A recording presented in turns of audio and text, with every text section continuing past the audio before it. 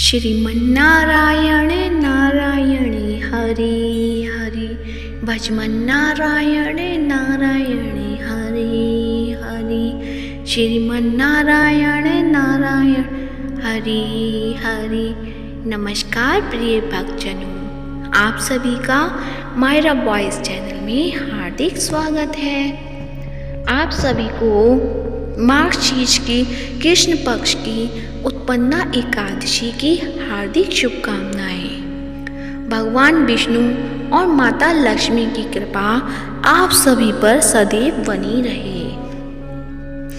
प्रिय भक्तजनों, आज की इस वीडियो में हम सुनेंगे उत्पन्ना एकादशी की व्रत कथा और साथ ही सुनेंगे एकादशी माता की कथा। तो प्रेम से बोलिए, विष्णु भगवान की जय हो, लक्ष्मी माता की जय हो। सूत जी कहने लगे, हे ऋषियों, इस व्रत का वृतांत और उत्पत्ति प्राचीन काल में भगवान कृष्ण ने अपने परम भक्त युधिष्ठिर से कही, वही मैं तुमसे कहता हूँ। एक समय युधिष्ठिर ने भगवान से पूछा था कि एकादशी व्रत किस विधि से किया जाता है और उसका क्या फल प्राप्त होता है। उपवास के दिन जो क्रिया की जाती है आप कृपा करके मुझसे कहिए। यह वचन सुनकर श्री कृष्ण कहने लगे कि हे युधिष्ठिर, मैं तुमसे एकादशी के व्रत का महात्म्य कहता हूँ, सुनो। सर्वप्रथम हेमंत ऋतु में मार्गशीर्ष कृष्ण एकादशी से इस व्रत को प्रारंभ किया जाता है। दशमी को सायंकाल भोजन के बाद अच्छी प्रकार से दातून करें ताकि अन्न का अंश मुंह में रह न जाए। रात्रि को भोजन कदापि न करें, न अधिक बोलें। एकादशी के दिन प्रातः 4 बजे उठकर सबसे पहले व्रत का संकल्प करें। इसके पश्चात शौच आदि से निवृत्त होकर शुद्ध जल से स्नान करें। व्रत करने वाला चोर, पाखंडी, पर स्त्रीगामी, निंदक, मिथ्याभाषी तथा किसी भी प्रकार के पापी से बात न करें। स्नान के पश्चात धूप, दीप, नैवेद्य आदि 16 चीजों से भगवान का पूजन करें और रात को दीपदान करें। रात्रि में सोना या प्रसंग नहीं करना चाहिए। सारी रात भजन कीर्तन आदि करनी चाहिए। जो कुछ पहले जाने अनजाने में पाप हो गए हों उनकी क्षमा मांगनी चाहिए। धर्मात्मा पुरुषों को कृष्ण और शुक्ल दोनों पक्षों की एकादशियों को समान समझना चाहिए। जो मनुष्य इस विधि के अनुसार एकादशी का व्रत करते हैं उन्हें शंखोद्वार तीर्थ में स्नान करके भगवान के दर्शन करने से जो फल प्राप्त होता है वह एकादशी व्रत के 16वें भाग के भी समान नहीं है। व्यतिपात के दिन दान देने का लाख गुना फल होता है। संक्रांति से 4 लाख गुना तथा सूर्य चंद्र ग्रहण में स्नान दान से जो पुण्य प्राप्त होता है वही पुण्य एकादशी के दिन व्रत करने से मिलता है।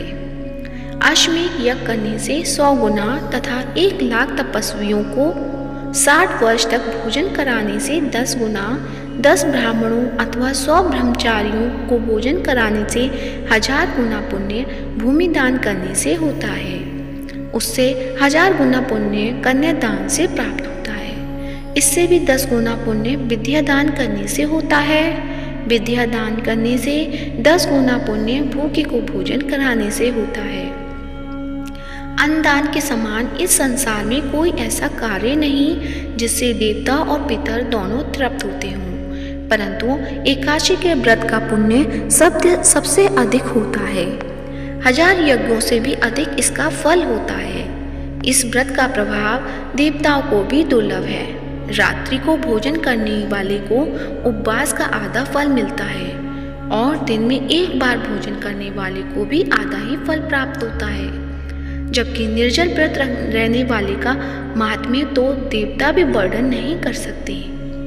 युधिष्ठिर कहने लगे कि हे भगवान, आपने हजारों यज्ञ और लाख गोदान को भी एकादशी व्रत के बराबर नहीं बताया। सो यह तिथि सब तिथियों से उत्पन्न कैसे हुई बताइए। भगवान कहने लगे कि हे युधिष्ठिर, सतयुग में मूर नाम का दैत्य उत्पन्न हुआ। वह बड़ा बलवान और भयानक था। उस प्रचंड दैत्य ने इंद्र, आदित्य, वसु, वायु, अग्नि आदि सभी देवताओं को पराजित करके भगा दिया। तब इंद्र सहित सभी देवताओं ने भयभीत होकर भगवान शिव से सारा वृत्तांत कहा और बोले, हे कैलाशपति, मूर दैत्य से भयभीत होकर सब देवता मृत्यु लोक में फिर रहे हैं। तब भगवान शिव ने कहा कि हे देवताओं, तीनों लोकों के स्वामी, भक्तों के दुखों का नाश करने वाले भगवान विष्णु की शरण में जाओ। वे ही तुम्हारे दुखों को दूर कर सकते हैं। शिव जी के ऐसे वचन सुनकर सभी देवता क्षीर सागर में पहुंचे। वहां भगवान को शयन करते देख हाथ जोड़कर उनकी स्तुति करने लगे कि हे देवताओं द्वारा स्तुति करने योग्य प्रभु, आपको बारंबार नमस्कार है।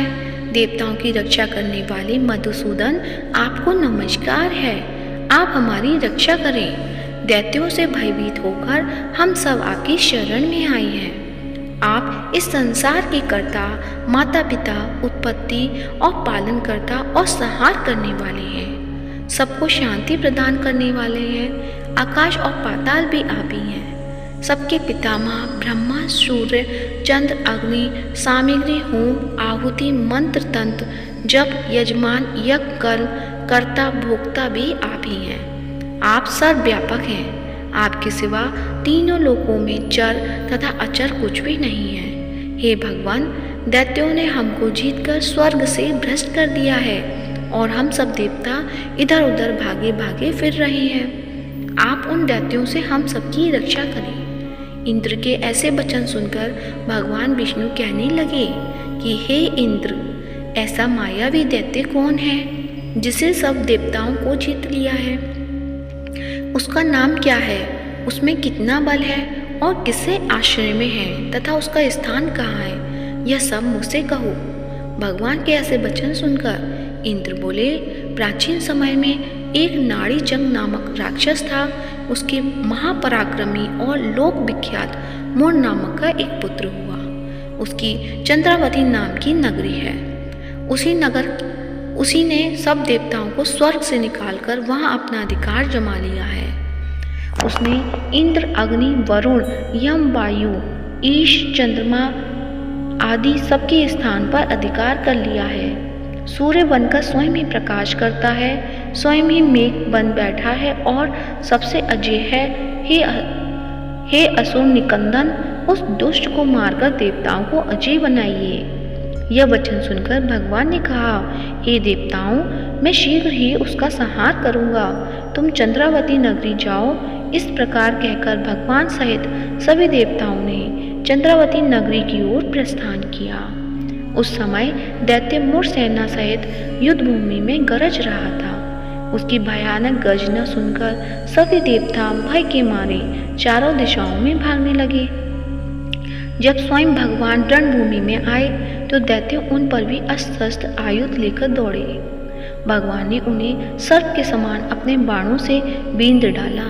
बहुत से दैत्य मारे गए, केवल मूर बचा रहा। वह अविचल भाव से भगवान के साथ युद्ध करता रहा।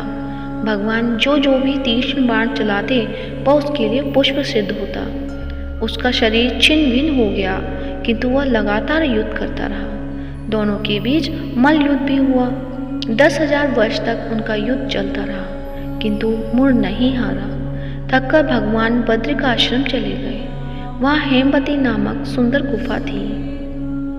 उसमें विश्राम करने के लिए भगवान उसके अंदर प्रवेश कर गए। यह गुफा 12 योजन लंबी थी और उसका एक ही द्वार था। भगवान विष्णु वहाँ योग निद्रा की गोद में सो गए। मूर भी पीछे पीछे आ गया और भगवान को सोया देखकर मारने को उद्यत हुआ। तभी भगवान के शरीर से उज्जवल कांतिमय रूप वाली देवी प्रकट हुई। देवी ने राक्षस मूर को ललकारा, युद्ध किया और उसे तत्काल मौत के घाट उतार दिया।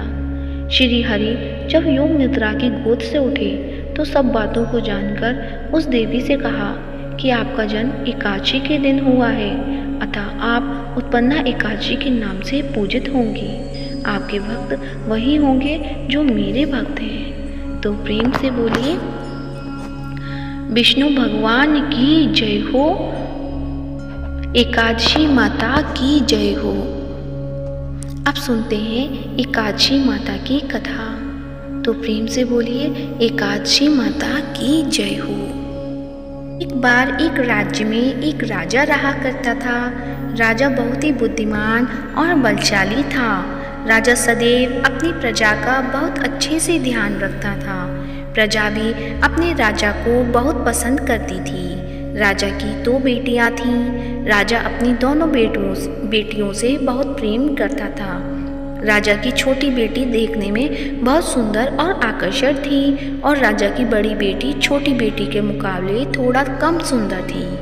राजा की छोटी बेटी ग्यारस माता की पूजा किया करती थी और सभी लोग राजा की छोटी बेटी से बहुत प्रेम करते थे और बहुत प्रशंसा किया करते थे। राजा भी अपनी छोटी बेटी को बड़ी बेटी से अधिक प्रेम करता था, जिस कारण राजा की बड़ी बेटी को अपनी छोटी बहन से बहुत नफरत होने लगी थी।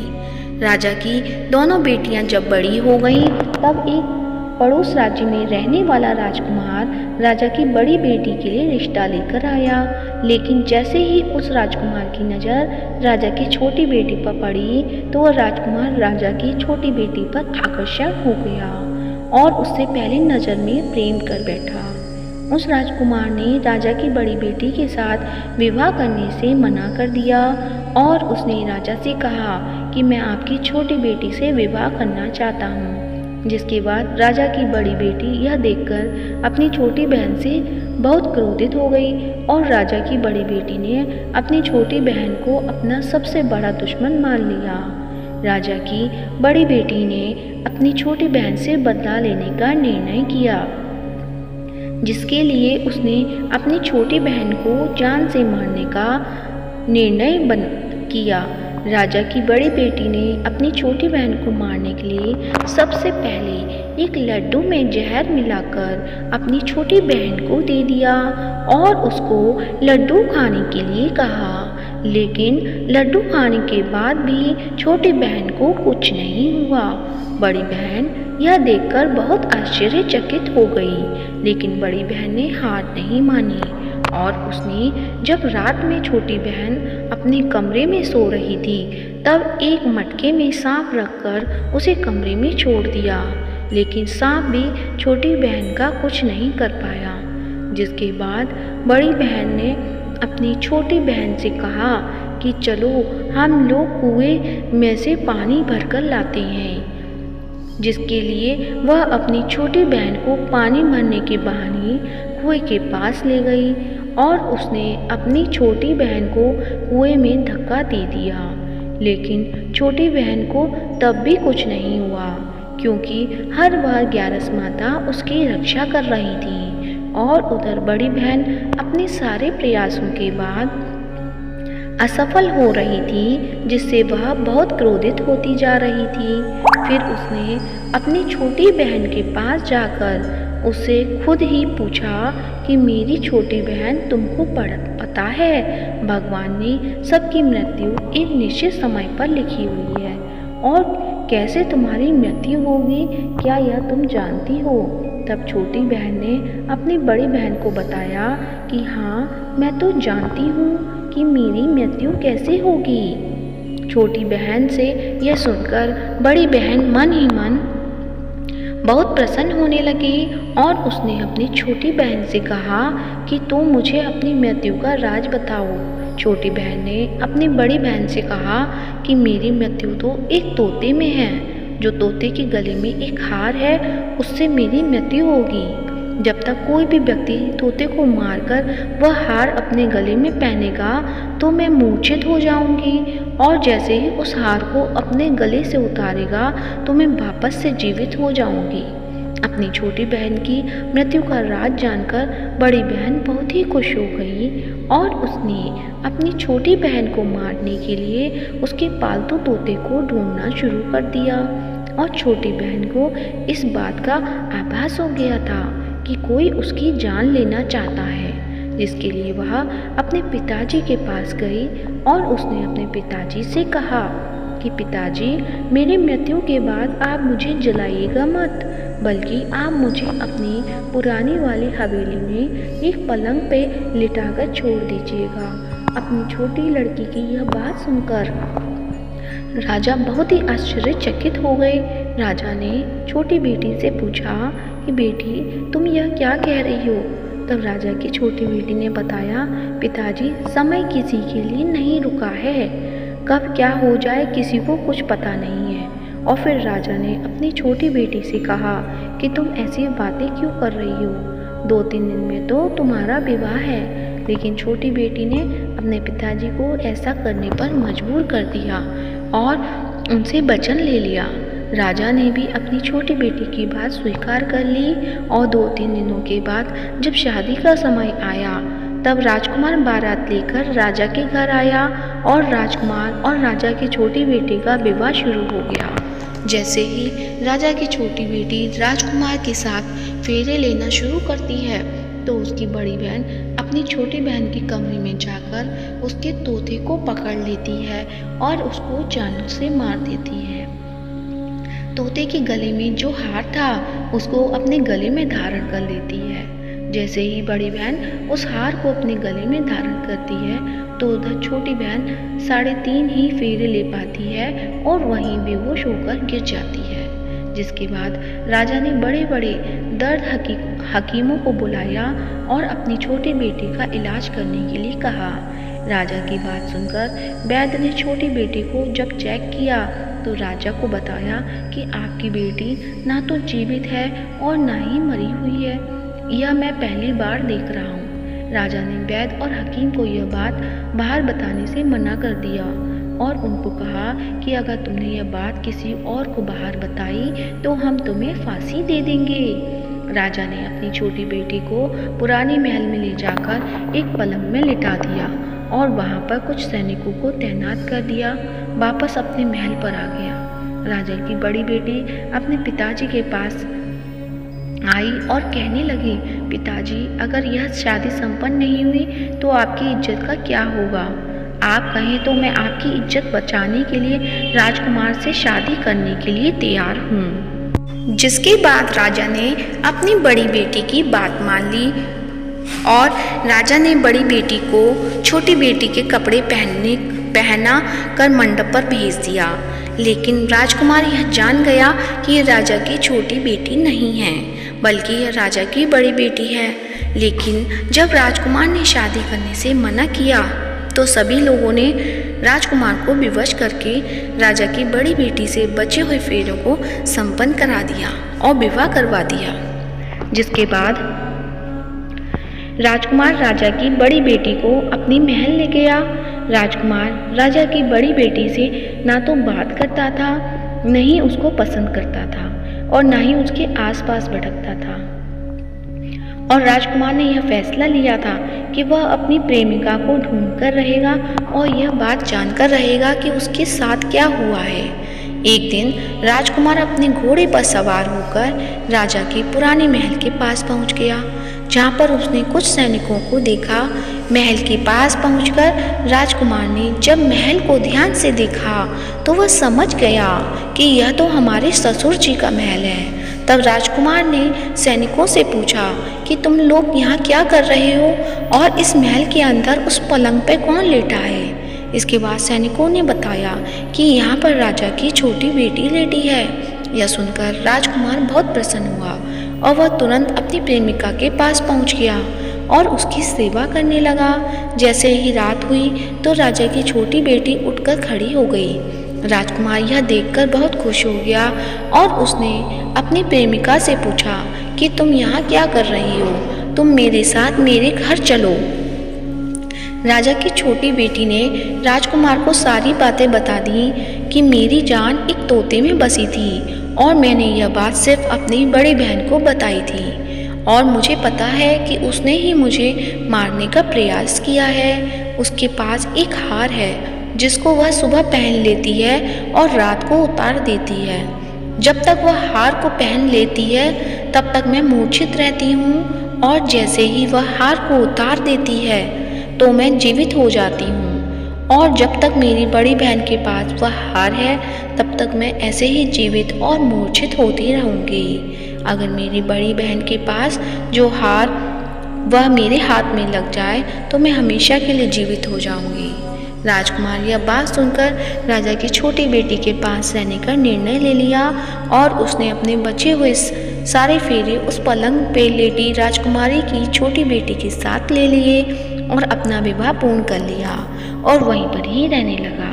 देखते ही देखते कुछ समय में राजा की छोटी बेटी और राजकुमार की पत्नी पेट से हो गई। एक दिन राजकुमार को किसी काम से बाहर जाना पड़ा, तब छोटी बहन के पेट में बहुत तेज दर्द होने लगा, जिसके बाद उसने ग्यारस माता का आवाहन किया। जिसके बाद वहाँ पर ग्यारस माता प्रकट हुई और उन्होंने अपने भक्तों के दर्द को दूर किया और एक पुत्र की प्राप्ति करवाई। और वहीं पर अचानक से राजकुमार भी आ गया। राजकुमार ने ग्यारस माता को देखा तो वह आश्चर्यचकित हो गया और उसने तुरंत माता को प्रणाम किया और ग्यारस माता ने राजकुमार से कहा कि जब तुम्हारा तो 5 वर्ष का पुत्र हो जाए तो तुम अपनी पत्नी का हार आकर इसके गले में डाल देना। और देखते ही देखते राजकुमार और राजा की छोटी बेटी का पुत्र 5 वर्ष का हो गया। तो राजकुमार अपने बेटे से कहता है कि बेटा, मैं कुछ काम से बाहर जा रहा हूँ, तुम अपनी माता का ध्यान रखना, और वहाँ से चला जाता है। राजा को बाहर निकलता देख बड़ी बहन के सैनिक देख लेते हैं और बड़ी बहन को जाकर सारी बातें बता देते हैं। जिसके बाद बड़ी बहन अपनी छोटी बहन के पुत्र को वहाँ से उठवा लेती है और उसको मरवा देती है। छोटी बेटी के पुत्र के 2 टुकड़े करवा देती है। पहला टुकड़ा चक्की के पास छिपा देती है और दूसरा टुकड़ा अपने पलंग के नीचे रख देती है। अब ग्यारस माता भिखारिन का रूप लेकर आती हैं। एक भिखारी का रूप रखकर बड़ी बहन के पास चली जाती हैं, जिसके बाद वहाँ पर भिक्षा मांगने लगती हैं। बड़ी बहन अपने नौकरों से कहती है कि जाकर भिक्षा दे दो, लेकिन उसने ही जैसे ही नौकर ग्यारस माता को भिक्षा देने के लिए आते हैं तो माता उनसे मना कर देती हैं और कहती हैं कि मैं तुम्हारी महारानी से ही भिक्षा लूँगी। जिसके बाद बड़ी बहन स्वयं ही भिक्षा देने के लिए माता के पास आती हैं। तब माता एक बिल्ली का रूप लेकर उसके कमरे में चली जाती हैं और वहाँ पर छोटी बेटी के पुत्र के 2 टुकड़ों को आपस में जोड़ देती हैं, जिससे वह जीवित कर देती हैं और वहाँ से चली जाती हैं। राजकुमार अपने बेटे को लेकर अपनी पत्नी के पास जाता है और कहता है कि तुम इसका ध्यान रखना। अगर तुम इस बच्चे का अच्छे से ध्यान रखोगी तो मैं तुमसे बात करूँगा। एक दिन राजकुमार अपने बच्चे से कहता है कि तुम मम्मी से उनके गले का हार मांग लो। जिसके बाद राजकुमार का लड़का अपनी मम्मी के पास जाता है और कहता है कि मम्मी, मुझे तुम्हारा हार चाहिए जो तुमने गले में पहन रखा है। यह सुनकर पहले तो बड़ी बहन बहुत क्रोधित होती है, पर उसको याद आता है कि राजकुमार ने कहा था कि अगर मैं इस बच्चे का ध्यान अच्छे से रखूंगी तो वह मुझसे बात करेंगे, जिसके कारण वह हर हार को उस बच्चे को दे देती है और वह तुरंत हार को ले जाकर अपने पिताजी को दे देता है। और तभी राजकुमार अपने बेटे को लेकर वहाँ से जाने लगता है और अपनी पत्नी से कहता है कि तुम हमारे लिए खाना बनाकर रखना, मैं शाम को आकर तुम्हारे साथ खाऊंगा। और वह अपने बेटे को लेकर वहाँ से चला जाता है। जिसके बाद वह राजा के पास जाता है और उनको सारी बातें बता देता है। राजा अपनी बड़ी बेटी की यह करतूत सुनकर बहुत क्रोधित होते हैं और अपनी परवरिश पर ही दोष देने लगते हैं और राजकुमार को अपनी छोटी बेटी के साथ रहने के लिए आदेश देते हैं। तो प्रेम से बोलिए एकादशी माता की जय हो। जैसे एकादशी माता ने छोटी बहन की रक्षा की, ऐसे सभी की रक्षा करें। तो प्रेम से बोलिए एकादशी माता की जय हो। विष्णु भगवान की जय हो, लक्ष्मी नारायण भगवान की जय हो। अब सुनते हैं एकादशी माता की आरती। तो आइए सब मिलके करते हैं एकादशी माता की आरती। ओम जय एकादशी माता, मैया जय एकादशी माता। विष्णु पूजा व्रत को धारण कर शक्ति मुक्ति पाता। ओम जय एकादशी माता, तेरे नाम गिनाऊं देवी भक्ति प्रदान करनी।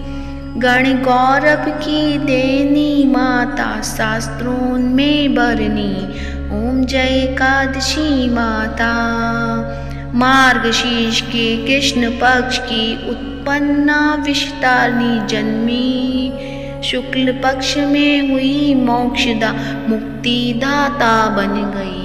ओम जय एकादशी माता, पोष में कृष्ण पक्ष की सफला नामक है। शुक्ल पक्ष में होए पुत्रदा आनंद अधिक रहे।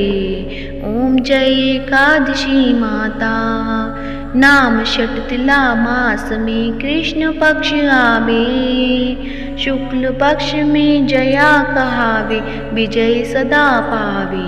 ओम जय एकादशी माता, विजया फागुन कृष्ण पक्ष में शुक्ला आमल की। पाप मोचनी कृष्ण पक्ष में चैत महावली की। ओम जय एकादशी माता, चैत शुक्ल में नाम कामदा धन देने वाली। नाम बरूथनी कृष्ण पक्ष में बैसाख महाबाली। ओम जय एकादशी माता, शुक्ल पक्ष में होए मोहिनी अपराजेष्ठ कृष्ण पक्षी। नाम निर्जला सब सुख करनी शुक्ल पक्ष रखी। ओम जय एकादशी माता, योगिनी नाम आषाढ़ में जानो कृष्ण पक्ष करनी। देवशयनी नाम कहायो शुक्ल पक्ष धरनी। ओम जय एकादशी माता, कामिका श्रावण में आवे कृष्ण पक्ष कहिए। श्रावण शुक्ला होए पवित्रता आनंद से रहिए। ओम जय एकादशी माता, अजा भाद्रपद कृष्ण पक्ष की परिवर्तनी शुक्ला। इंदिरा अश्विन कृष्ण पक्ष में व्रत से भवसागर निकला। ओम जय एकादशी माता, पापांकुशा है शुक्ल पक्ष में आप हरनिहारी। रमा मास कार्तिक में आवे सुखदायक भारी। ओम जय एकादशी माता, देवथानी शुक्ल पक्ष की दुख नाशक मैया। पावन मास में करूं बिनती पार करो नैया। ओम जय एकादशी माता, परमा कृष्ण पक्ष में होती जन मंगल करनी। शुक्ल मास में होए पद्मिनी दुख दारिद्र्य हरनी। ओम जय एकादशी माता, जो कोई आरती एकादशी की भक्ति सहित गावे। जन गुरुदिता स्वर्ग का वासा निश्चय वह पावे। ओम जय एकादशी माता, मैया जय एकादशी माता, मैया जय एकादशी माता। तो प्रेम से बोलिए एकादशी माता की जय हो, विष्णु भगवान की जय हो, लक्ष्मी माता की जय हो, विष्णु भगवान के अनंत स्वरूपों की जय हो।